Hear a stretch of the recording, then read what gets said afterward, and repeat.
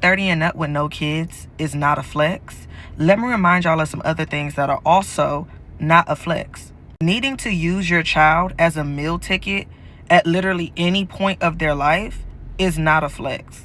Letting a broke man use your womb to continue his lineage is also not a flex. Speaking of poor, deciding to keep a child because you and that didn't have $500 between the both of you, not a flex.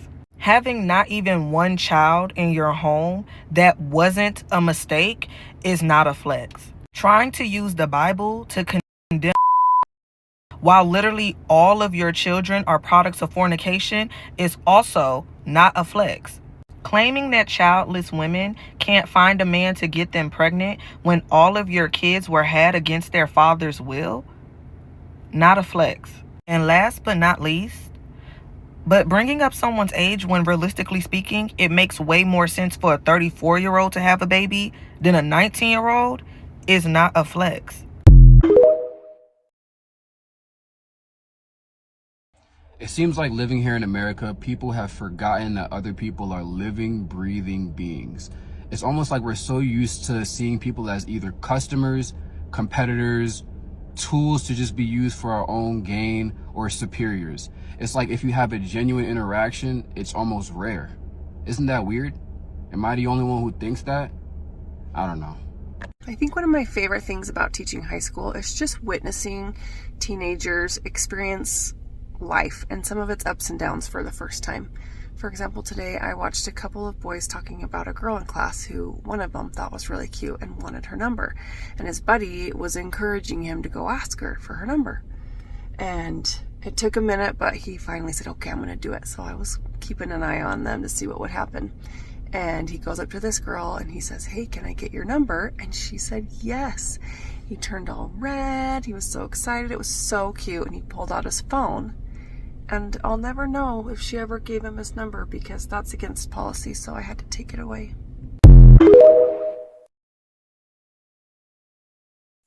I'm clearly tired and stressed out, but answer me this question. Why do universities offer degrees and majors in studies in areas that they do not have classes for? I'm not waiting till spring 2027 to take a specific class that my major, that you said my major needs, 2 years from now. Another thing, don't ask me about the post office. If you want to know how it go down in there that bad, go apply and go find out.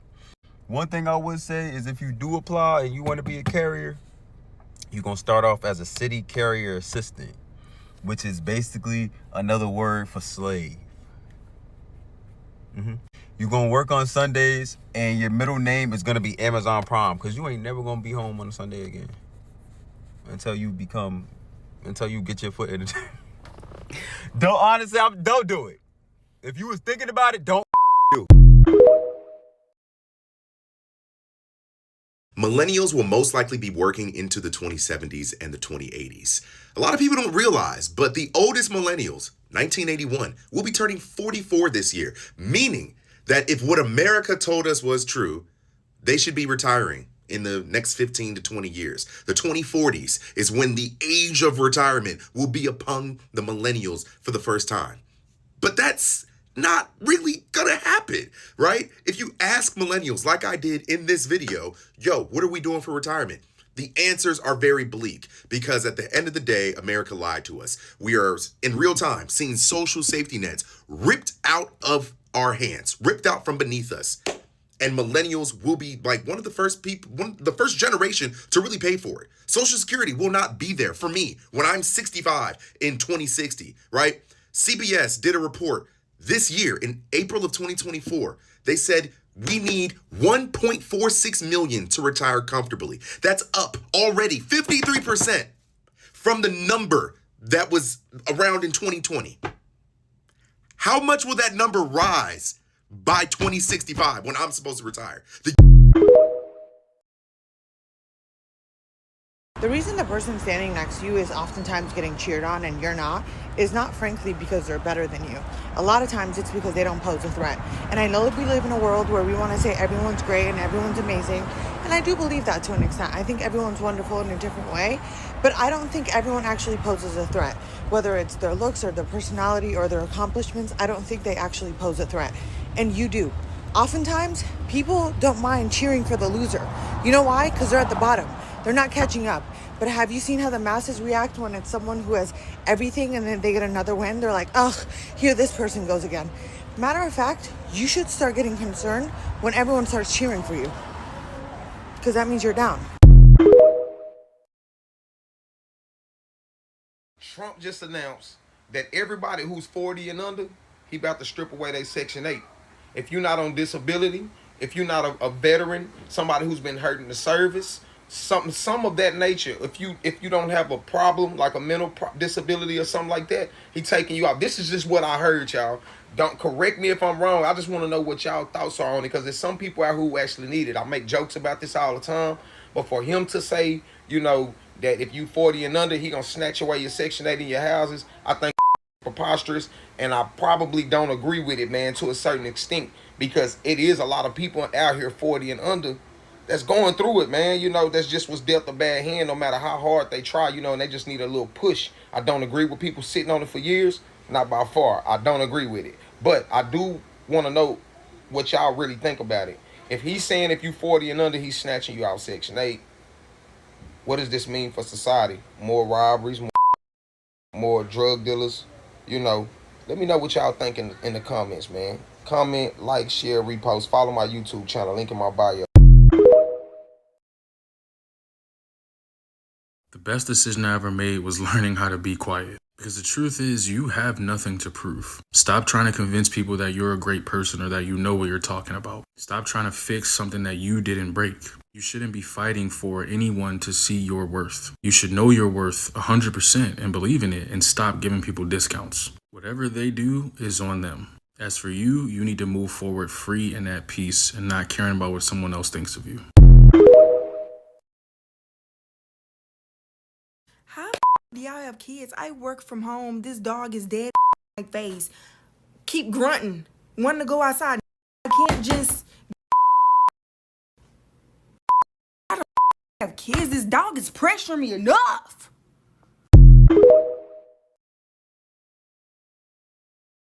People who quit their job without having a backup job lined up, they ain't scared of nothing. We know when you're lying on your resume. I wish somebody would just come out and say this. We know when you're lying about your experience. You know why? You know how we know? It's called back channeling. Network back channeling or LinkedIn back channeling. But nobody would teach you that, because if they did, they wouldn't be making these coins on your exploitation and also your desperation. And so I'm going to teach you all what that is, and also how to optimize and reframe your resume so that you are properly showing what you actually did without freaking lying and then getting yourself caught up in the process. Hi, my name is Beverly Dines. I'm a chief operating officer having scaled operations for over a decade in over 6 fields, including running multiple HR and recruitment departments in my career. And back channeling is the process within which a candidate is going through the process. It looks like they're doing pretty good. People are liking them. They're liking the vibes. They're liking the energy. And so people may ask for references. They may not. But let me be very clear. We're getting them anyway. Yes. So if you put on your resume, like, I'm going to say that I was a director at this company because I was doing director-like duties. Okay, guess what? Somebody who knows somebody on this team is connected with somebody who works at your business. And guess what they're doing? Hey, was so-and-so a director at this building? What was it like? A director? No, they were the janitor. Listen, y'all, this is what it is. This is the game. I swear it's nothing more irritating than when you talking to somebody and you telling them a fact and then they hit you with the no, actually, and then just literally say the same thing you just said in a paraphrase. And it's like, what you saying no for, as if you was just like, I'm in the wrong. Yeah, you just said what I said. I was applying to several jobs. And all of them rejected. And the only ones that were getting back to me were the low-end jobs. And I just got to a point where I said to myself, if no one's going to hire me, looks like I'm going to hire myself. And I'm going to figure out a way to just make it on my own if really no one's going to hire me. Because this is the part that really sucks about being at the bottom, is that the recruiters know. They know you're in a position where you have to beg. All these people competing for jobs, they're all begging, desperate. And desperate is a dangerous zone to be. The most dangerous thing you could be is desperate. And I got so demotivated when I saw the amount of people that were applying to jobs and the amount of jobs that were available. There's one position open, but 200 people applied. Chances of you getting that job are slim to none. I have everything. I have a degree. I have 6 years worth of work experience in multiple different fields, internships. And I couldn't even get as much as a callback. I was like, what gives? Like, when am I gonna break out of my financial situation? Like, when am I gonna actually start seeing real money? And I said, you know why? It's because you're trying to play by the rules. That's why you're not seeing any change. Because you're doing what everyone else, the 99.9% of people are doing. Getting home every day, applying to 400 jobs, and hope, praying, and wishing one calls them back. But most people who actually land the jobs are people that got it through word of mouth connections or other methods. They didn't play by the rules. It's unfair. And the faster you learn that, the faster you can cut your emotions out of this whole game.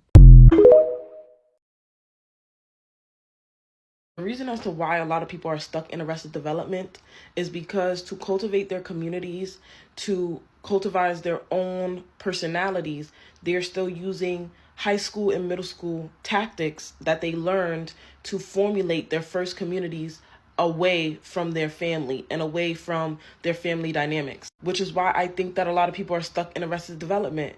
If you have to cultivate your community around being mean or belittling somebody outside to feel a sense of belonging, you are stuck in arrested development. We all know that kids are naturally mean, but they learn that based off of the interactions that they have, especially in high school. Kids are mean, but they are mean because they are copying and mocking the other people that they want to find a sense of belonging with, right? You adults are mean for the same reason. You want to find a sense of belonging within other people that you want to cultivate a community with. So you do things like degrade somebody, gossip about somebody. You know what I'm saying?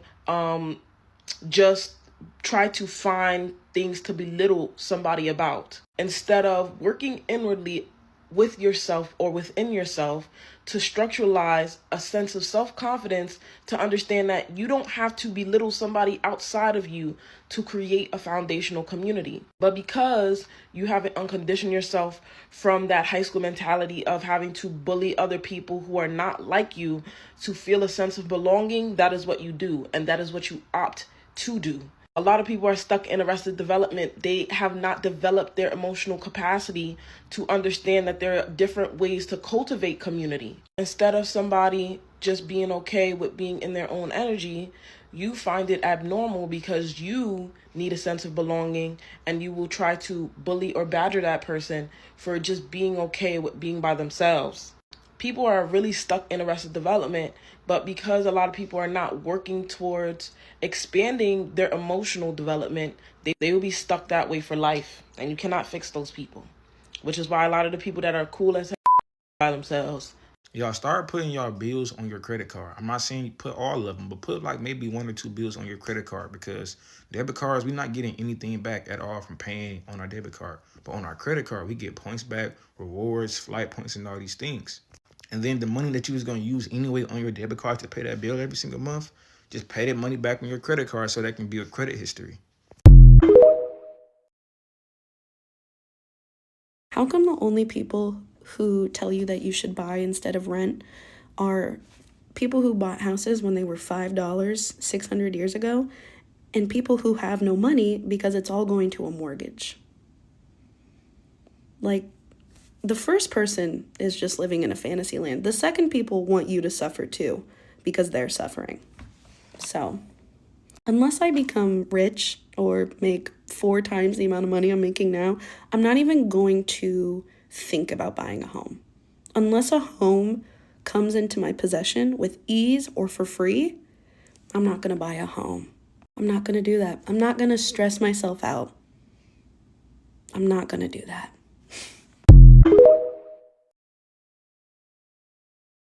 More than likely, you had the opportunity to sue somebody and you didn't. My name is Wayne, and I am a pro se litigator. I sued a multi-million-dollar real estate company and won with no lawyer. The district attorney wouldn't let me sue. The police wouldn't let me sue. I went before a corrupt judge, and the corrupt judge threw my case out, and I still won the case. One of the things that people don't realize is one of the biggest ways that people accumulate wealth is through lawsuits, litigation, suing, taking to court. You could have sued your employer, you could have sued your landlord, or the property management company that manages your unit or your apartment. You could have sued McDonald's, you could have sued Wendy's. Now, I'm not just saying to sue people willy-nilly, and also this is not legal advice, but when most people have the opportunity to sue, they never sue. One of the reasons is they don't know how. And it's not particularly hard to sue somebody. You can sue somebody for just about anything. You can sue for hundreds of thousands or millions of dollars just off emotional distress alone. Now, one of the biggest problems that people go through is they can't get a lawyer. A lawyer won't take your case. Or some attorney is charging you a $6,000 retainer, $7,000 retainer, $10,000 retainer. Then they want 25%, 30%, 40%, 50%. And then they work really slowly on your case. Like really slowly. You need them to file a motion? 3 weeks. You need them to respond to a motion? A month and a half. They move real slow because you are on their time and they are not on your time. So in most cases, it is honestly better to represent yourself pro se. Pro se is Latin. It means to defend oneself. In my case, I wasn't supposed to go to trial until September of this year.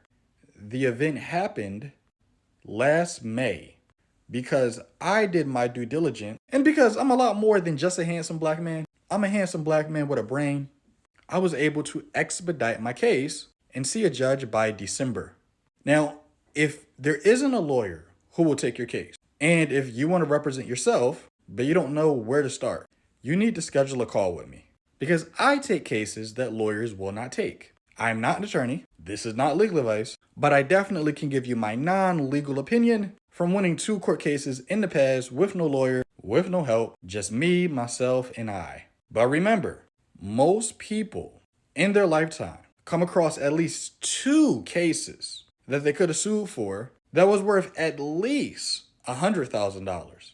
Do not leave any money on the table. Sue them, and schedule a call with me. Go to the link in my bio. You can also call me at 844-NOT-LAW-1. 844-NOT-LAW-1. I take cases that lawyers won't touch.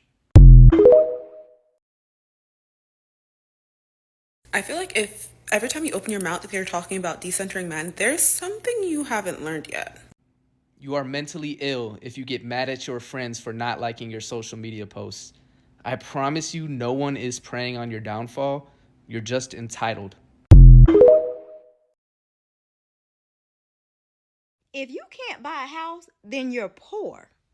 Now, I know that's a little bit shocking to some people, but I think we need to redefine what poor means in 2025. The other day, or maybe yesterday, I made a post where I basically said that homes today are for rich people. A $400,000 home was a house for somebody considered rich as recently as 10 years ago. I saw a comment where somebody says, "Oh, I was with you until you said poor." And just because you reject the verbiage of poor, "Oh, don't put that on me." I didn't put it on you. Your bank account did. Well, if you're not rich, then... Y'all, this is literally what they are saying when they're saying that the rich people are going to get richer and the middle class is going to be erased. You're going to be rich or you're going to be poor. Home ownership is the cornerstone of wealth in America. Yep, still right now, to this day, I don't care about your cryptocurrency and all your stocks and your 401ks and all of those things. Rich people have assets. I get loan applications from people that are playing rich that have no assets. And again, this is not to offend you. I'm just wanting to acknowledge the elephant in the room. I think that we're having a hard time adjusting to what life really truly is and trying to hold on to the way that things used to be back in the day. Believe it or not, you can make $15, $16, $20, $30,000 a month. And if you have no assets, if you have no savings, and you are living paycheck to paycheck, you're poor. And that's okay. But we got to start talking about the truth. And the truth is, poor people are trying to get rich people's houses.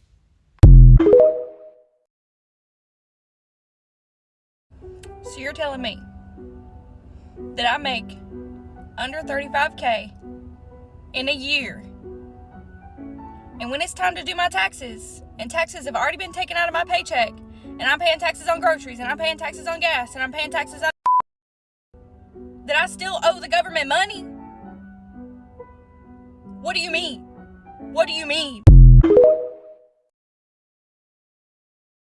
I can't stand them type of friends who think that your friendship with them is supposed to be more important than your relationship with your significant other or your spouse. Especially your spouse. A while back, I had to stop being cool with this girl because she was like, you always want to be up under your husband.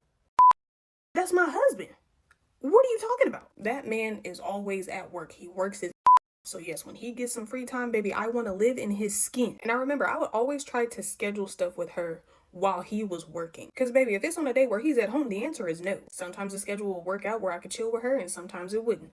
I wasn't tripping either way. Because I feel like just being adults, you should understand that you're not going to hang out with your friends all the time. You might go a few weeks or even a couple months without seeing them. That don't mean that they're not still your friend. I remember I went like 2 months without seeing my best friend. And we went out to brunch and it was just like we had just seen each other yesterday. The vibe was good. Nobody was tripping. Nobody cared that, oh, you always with your husband. Because complaining about your friend spending time with their spouse, that is so weird to me. This is literally my husband, my life partner. I'm spending life with this man. Why would you ever think that I would spend more of my free time with you than I will with him? Like, y'all really be weird. So you trying to tell me that in order for me to be a successful adult in this life that I gotta clock in 5-6 days a week for 8 to 12 hours and work? Nah. I don't think I could do that for real. I'm not gonna lie to you. I work 1 to 2 days a week, and those 2 are the worst days of the entire week for me. And I wake up just rethinking my entire life. I don't think a full-time job I don't think that's realistic, not at all. So if you got any alternatives outside of trapping or scamming, let me know. I'm gonna be honest, the only person that ever wanted me for genuinely just being me was the police. So my supervisor just told me to check my 401k.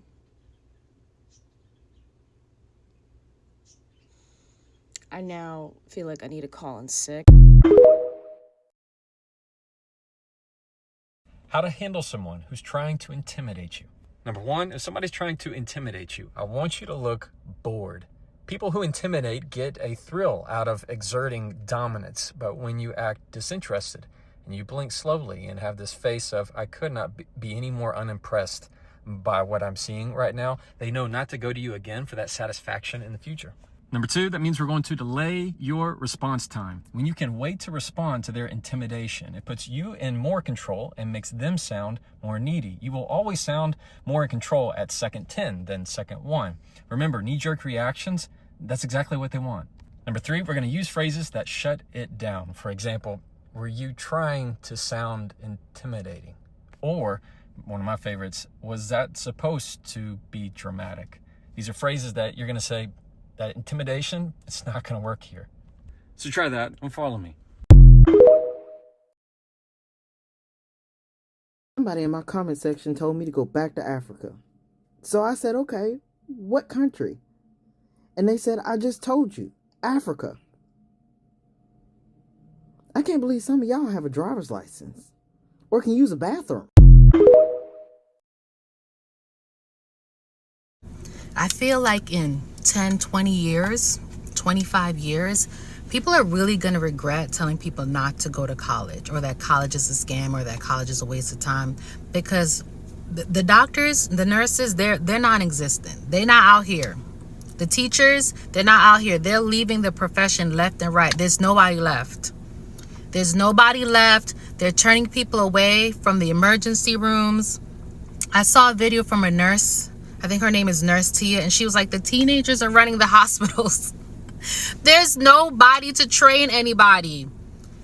You're going to have to get an appointment to go to the emergency room. In 20 years, they're going to be giving out certificates. Like 3 weeks, you can do surgery, because they're going to be so desperate. There's no one left.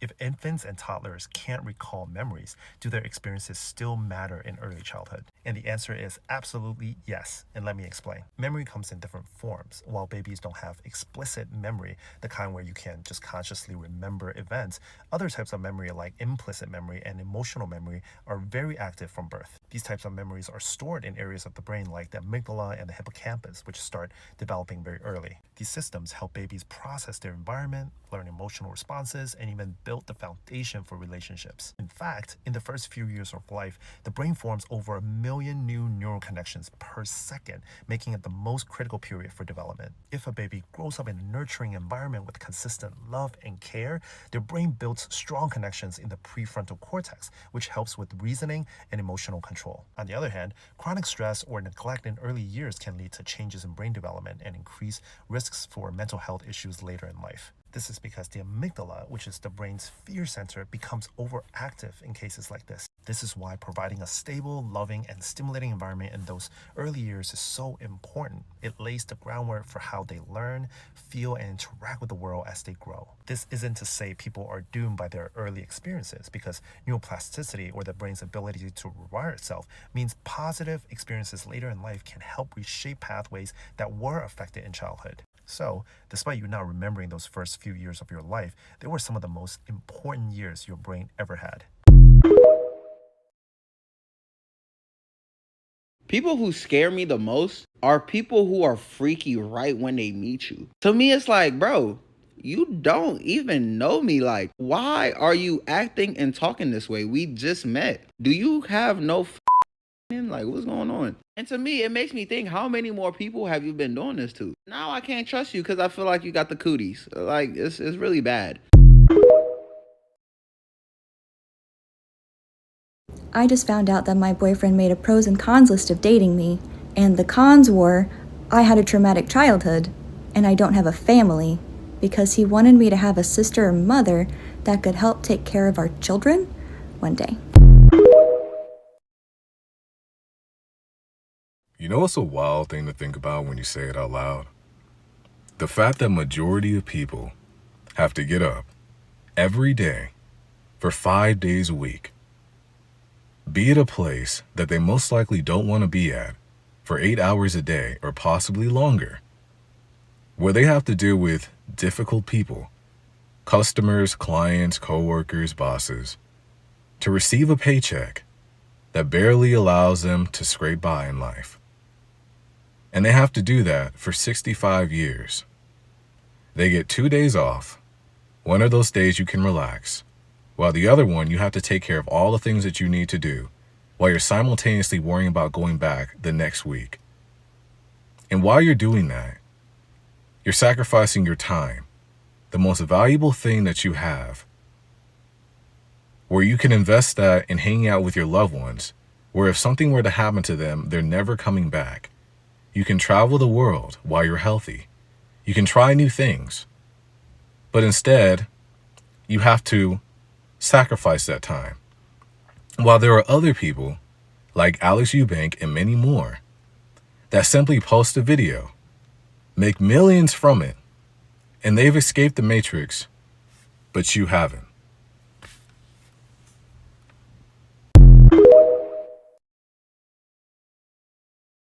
I literally hate when my girlfriends are like, oh, I have a guy friend that I think you'd be interested in.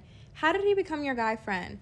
oh, he had a crush on you, and then you curved him, and now you're trying to put him onto me. If he wasn't good enough for you, then he's not good enough for me. I don't want him.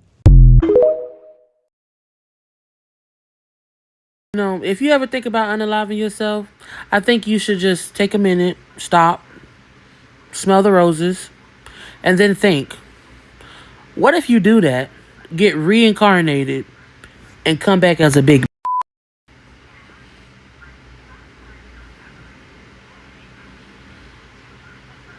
might as well just kept the first life. Stay alive.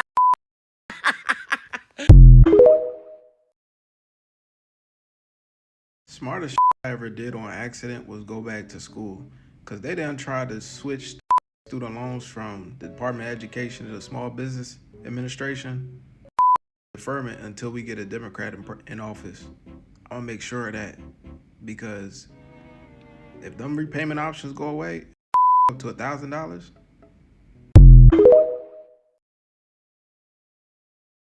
I ain't never met his fat in my life. Lord have mercy. Never. I had never met him in my life, and I never will because he's always in the basement. So. Jess. Always in the basement. Child, why people come for us? I don't know.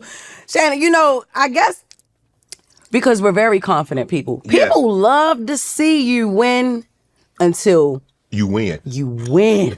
You know what I mean? They love they want you to be cocky. No, they want you to win, but they don't want you to be cocky with it. They don't want you to celebrate yourself. They put a ceiling. People will put a ceiling on you. Ain't no ceiling over here. I'm going straight up. Right. I don't care how long it takes me to get there. I'm not gonna play no games. Right. I'm not gonna cut no corners. Right. You know what I mean? Unless it's all legitimate. Right. But people put a ceiling on you, and I think that's the problem.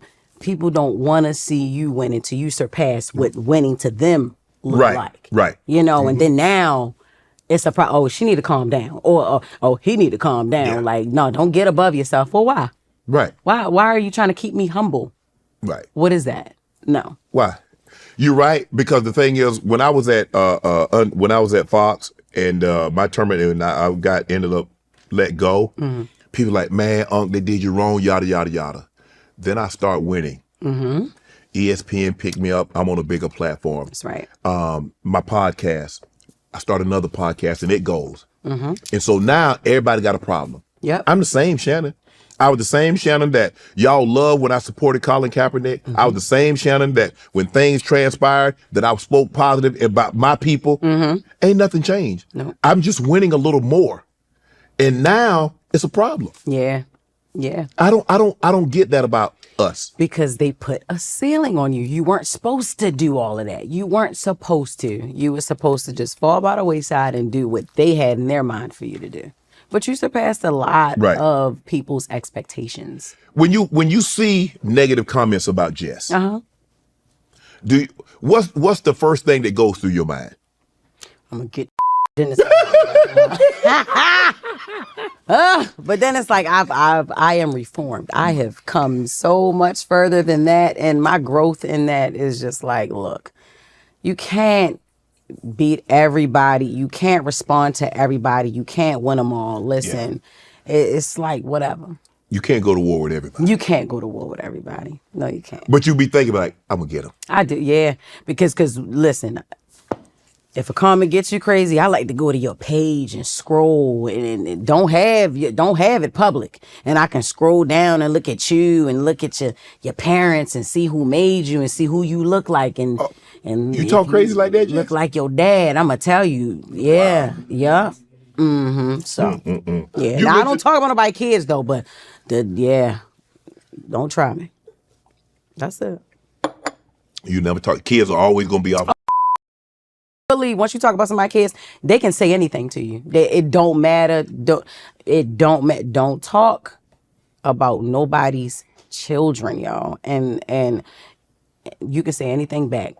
I don't care what it is. You say whatever you can to hit below. Somebody talk about your children. Children are innocent. Hey, can y'all please help me find that one ass video from, I want to say like 3-4 years ago. I don't remember the words that was said, but when I explain it, y'all gonna know what I'm talking about. It was a girl and a dude in the mirror, and the girl was like, "Hey yo, if you ever and then the dude next to her was like, and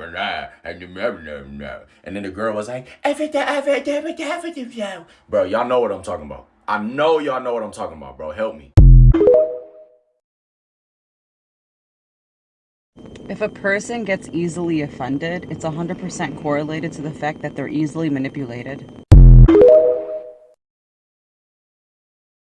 What is the biggest red flag you've seen on a resume? I'd say one of the biggest ones that I pick up on is either lack of dates pertaining to the jobs they have listed, or very short-term employment at each of their positions. General rule of thumb, you never want to have more than 3 jobs within 5 years. What is the biggest red flag you've seen on a resume? Ooh, I think whenever I see a resume with a lot of typos, that kind of gives red flag to me, because it means that you didn't really look over your work and really, maybe had somebody else check it out. It takes a village, so. When someone says they're conservative for financial reasons or the economy, that's quite literally the same exact excuses that Confederates used to defend slavery. Because their economy depended on not paying people for the labor that was keeping them rich. They were more concerned about being rich than the humanity of the people they were oppressing. You should be able to run a mile nonstop. When I said this, somebody asked me, okay, well, how do I train to run a mile? I don't consider myself a long distance expert by any means, but I don't think I need to in order to train for a mile. So here we go. I would kind of call this step 0 because it's optional and there is a small risk of injury, but you could just go straight for it. Let's just see how far you make it. And when you do that, I also want you to take note of why you stopped, assuming you don't make it. If you stopped running because you felt like your chest was going to burst and your heart was going to stop and you were just generally out of breath, then that means your heart and lung capacity is low. And we could do running workouts, which I'll talk about in just a second, but you could also do a plethora of non-running workouts. That could be being on the row machine. I personally love shadow boxing. You could do battle ropes, jump rope, basketball, swimming, soccer, anything that's going to get you moving so that your heart and lung capacity increases. If you stopped running because your back got really tight, your hamstrings, your IT bands, that's a problem I had, or your hips were very tight, then we're going to want to work on mobility. That's going to include a bunch of stretching and strengthening in certain ranges of motion. So this could be anything from going into a monkey squat, I think it's called, which is just where you squat all the way down below 90 degrees and sit in that position to increase hip mobility, pigeon stretches to loosen up your IT bands. Elephant walks will work on your back, hamstrings, and glutes all at the same time. You could do warrior stretch. I believe there's something called a pile driver stretch in yoga. I think it's cat to cobra. A bunch of yoga stretches will help you with this stuff. If you're having problems with your knees hurting, your calves being tight, shin splints, or even your ankles hurting, then we may need to acclimate your body to the impact that running produces. So we can do that with a lower impact activity, such as running in the water, running on a trampoline, or I really personally like jump roping. Do that for anywhere from 10 to 40 minutes. It could be interval style, but we just want to allow your body to get used to absorbing the impact, as well as develop the reactive tissues needed to propel you forward when you run. If none of that is your issue and you really just can't run a mile, then we could do interval or repeat style runs. You could do something like repeat 800s, aka repeat half miles. I would probably do that 3 or 4 times. You could do 200s, which is a half of a lap around the track, or 0.125 miles. You could do that 8 times. You could do intervals where you are running, let's say, a 200 and walking a 100. If you repeat any of these style workouts 1 to 3 times a week, then I promise you after probably 6 weeks, you'll be able to complete a mile and you'll be faster than you were before.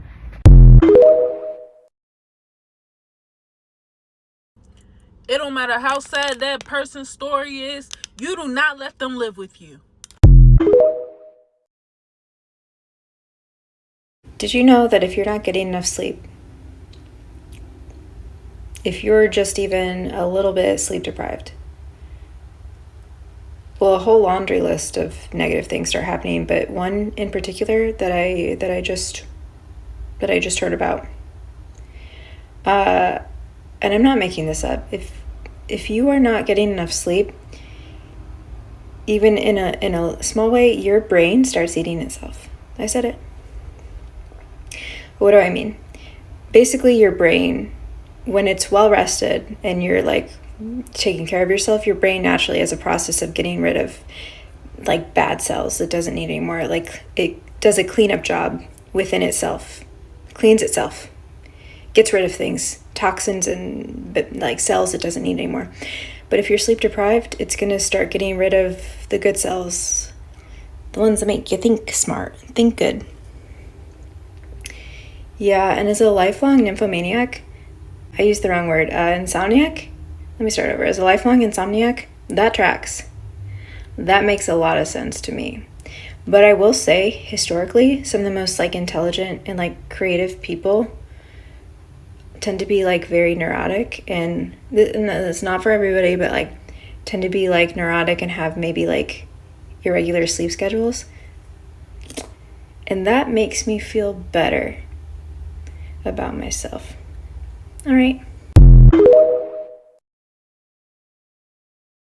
You know you've got a good manager when he holds an entire meeting to tell you that every single person on the team is replaceable and there's a line of people waiting to have your job, while also not giving you a day off you requested 2 weeks ago because you're understaffed.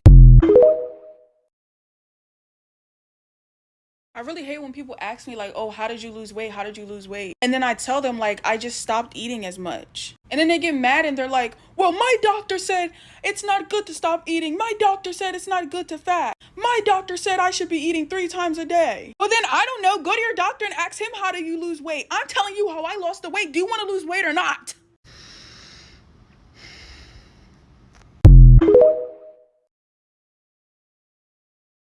When I hear that somebody was born in 2010, that's a lie.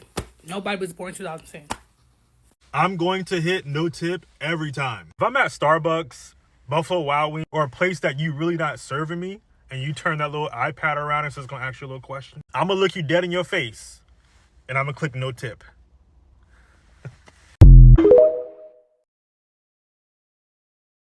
I don't like to give to the homeless because homeless people don't be homeless. I promise you, they don't be homeless for real. Every time I go into Walmart, there's a homeless lady and there's her son, right? They're always sitting outside. They're always wearing the same things, the same pair of clothes.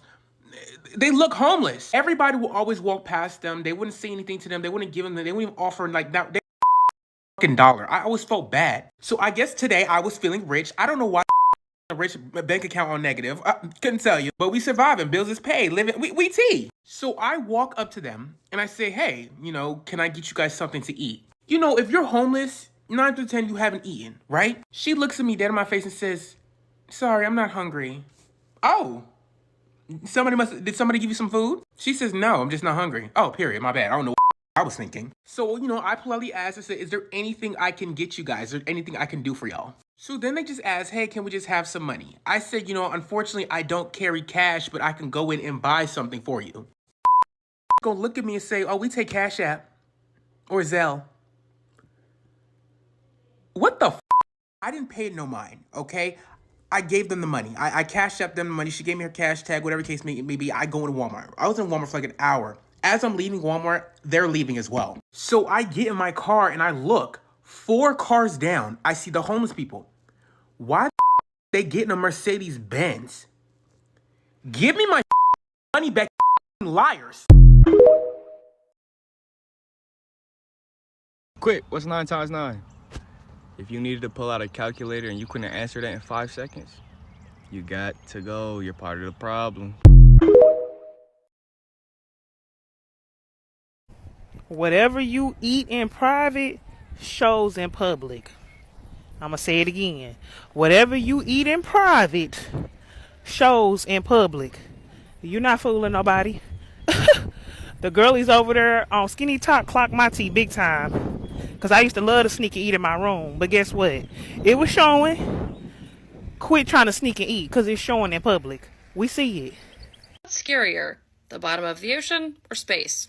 Here's some fun facts to help you decide. If you think black holes in space are scary, there are black holes in the ocean. Yeah. You know, I'm not gonna lie to you. When I first saw this video, I thought this person said that there were black holes inside the ocean. But I'm too scared to listen to the video again just in case I was mistaken. I watched the video 5 more times. Come here. And sadly, I heard all 5 correctly. There are black holes inside the ocean. And the thing is, I looked it up immediately. And turns out, from what I looked up, it said, no, there's no black holes in the ocean, right? What you're referring to are called eddies. And apparently eddies are powerful swirling currents that are at the bottom of the ocean that are so strong that if they pull you in, it is impossible to escape. Totally different from the definition of a black hole, which is just an orbiting object with a gravitational pull so powerful that it is impossible to escape, right? Totally different. So when I am asked, what do I think is scarier, the ocean or space? Come here.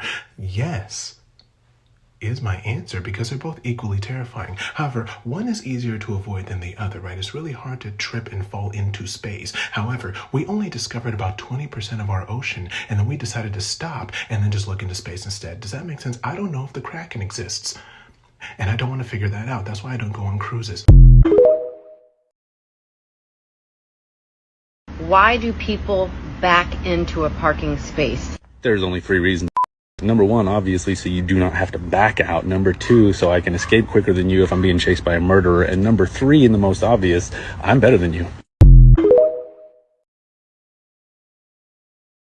Why is homicidality the only thing y'all focus on? Why do y'all skip over premarital sex and having kids out of wedlock?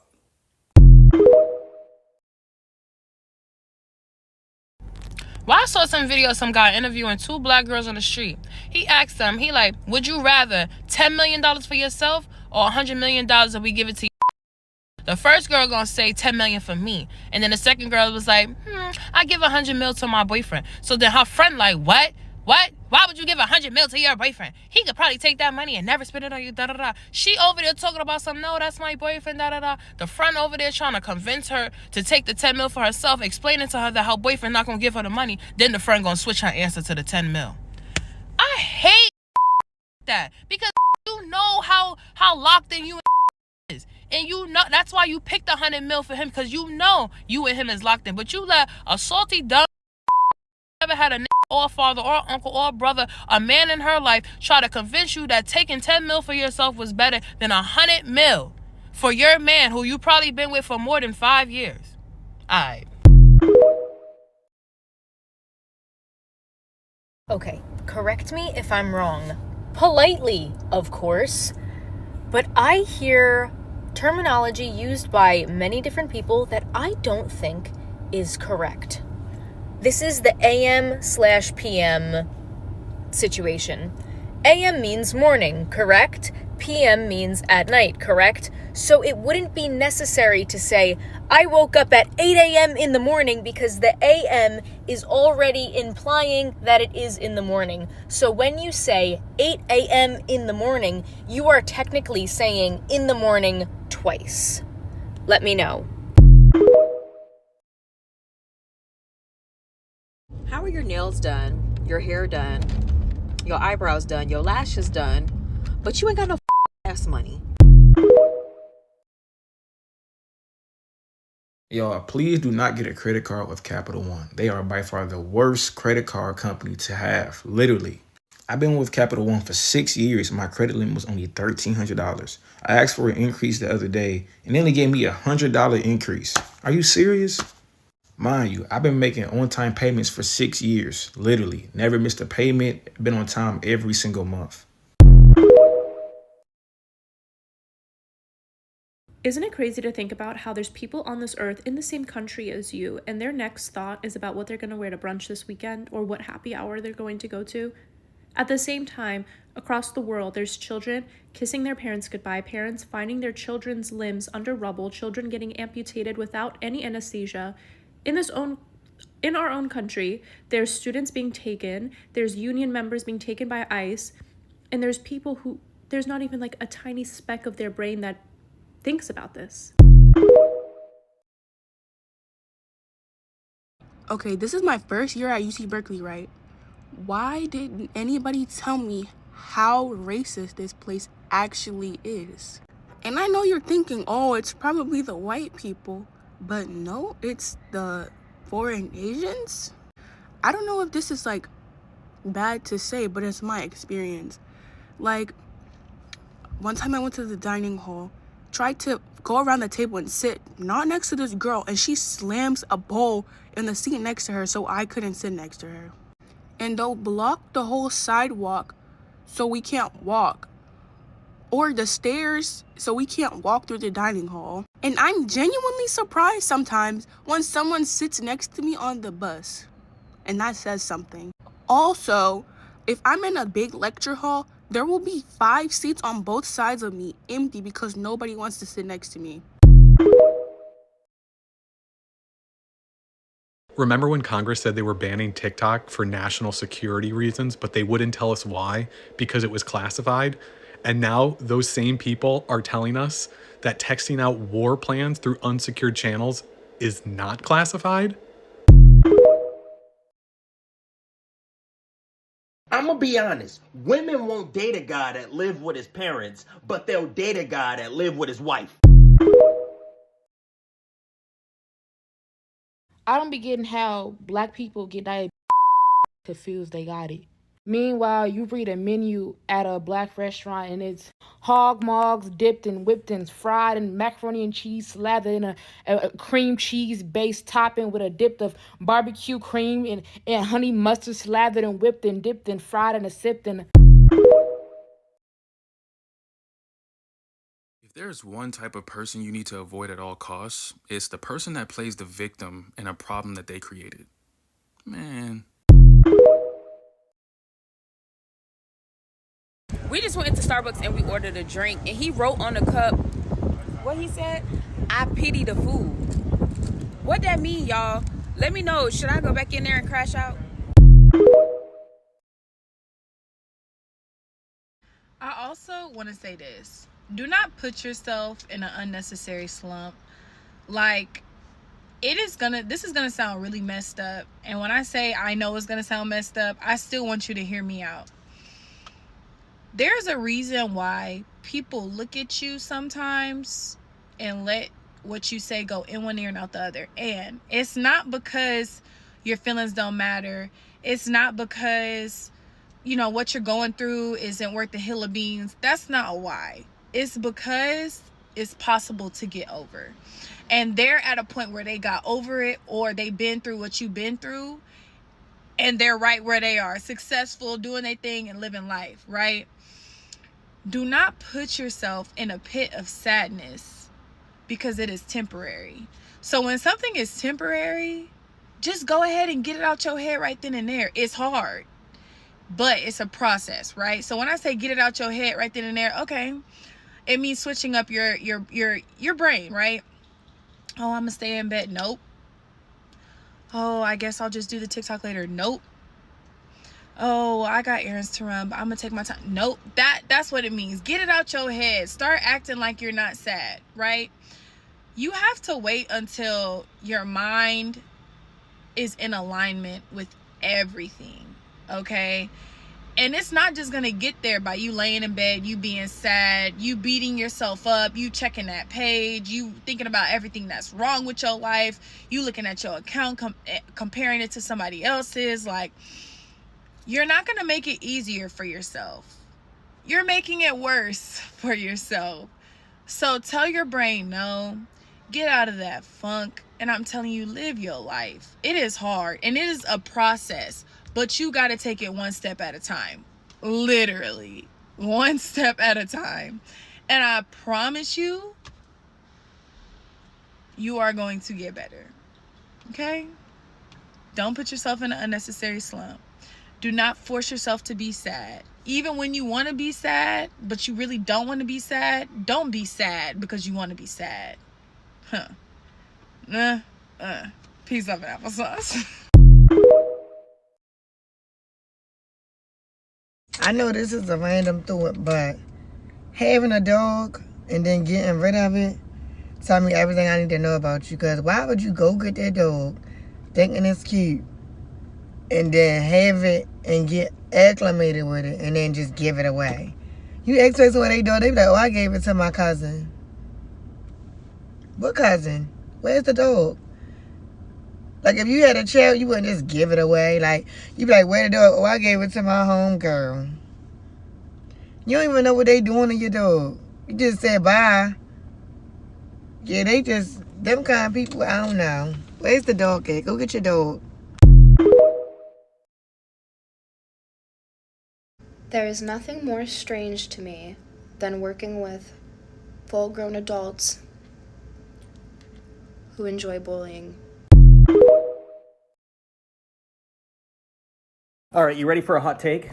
I believe in the future, people will look back and view gender-affirming surgeries, especially ones that are on minors, in a similar light to how we view lobotomies today. I said it. I got to work today. My boss was like, you should have been here at 8. And I was like, why? What happened at 8? What did I miss?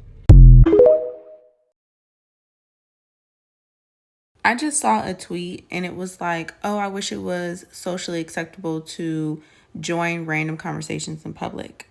And I feel, baby, if you're black, it is. It very much is. If your story is funny and I can hear it, if you're talking loud enough in general and I can hear it, I'm joining. The baby did what? What happened? I feel maybe because I'm also a people person, but I do join random people conversations. I can't help it. You talking so loud I can hear it, and don't let you be on speakerphone. You gonna hear a bunch of gasps and sighs and some teeth sucking coming from me.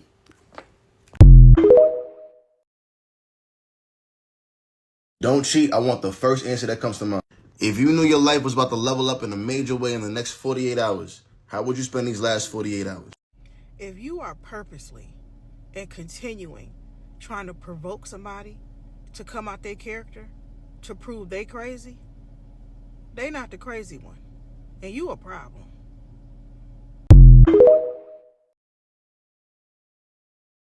Imagine what a horrible be in your life for the vast majority of the planet to celebrate when you die. Not mentioning any names here.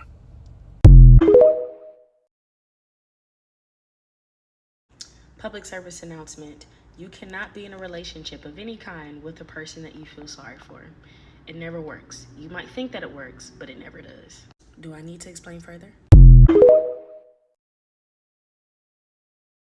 This might be the most important corporate tip yet, so listen up.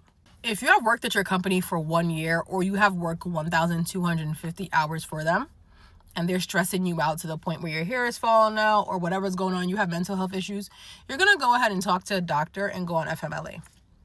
I keep telling people, go on FMLA. Do what you got to do.